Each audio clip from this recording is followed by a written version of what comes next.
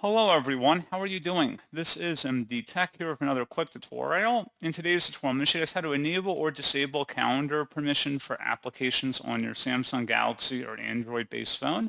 So this should hopefully be a pretty straightforward process here, guys. And without further ado, let's go ahead and jump right into it. So all you have to do is swipe up on your home screen and select the Setting Gear button. And then you want to scroll down until you get to Security and Privacy. Go ahead and select that. And then scroll down again underneath Privacy and select Privacy Controls. And then select Permission Manager up at the top. And then select the Calendar tile in here. And then any apps you either want to allow or not allow permission to your calendar, just select them here.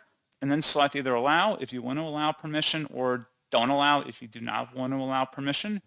So pretty straightforward process on that, guys. Not really much more to say than that. And as always, thank you for watching. I do hope that I was able to help you out, and I do look forward to catching you all in the next tutorial.